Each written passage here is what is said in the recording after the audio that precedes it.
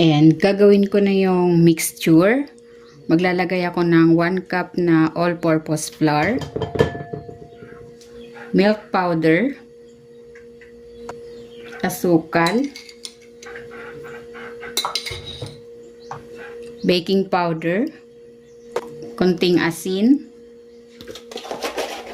Maglalagay ako dito ng royal, 1 cup. At maglalagay din ako ng melted butter. And then, i-mix natin.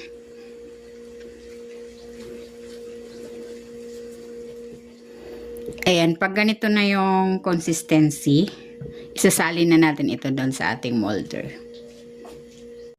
Ayan, ibubuhos ko na. Itong aking tray ay 7.5 by 5.5 inches. Ang size nito.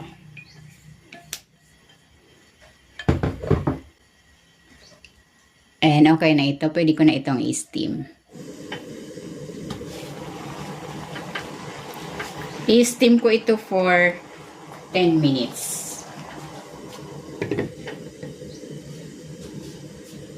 And malapit na maluto.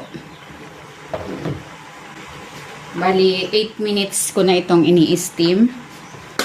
Maglalagay ako dito ng cheese.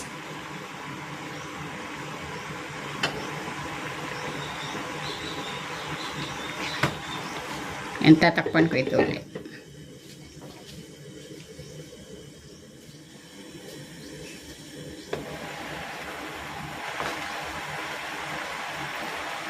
Ayan, luto na itong steamed royal cake. Hahanguin ko na ito.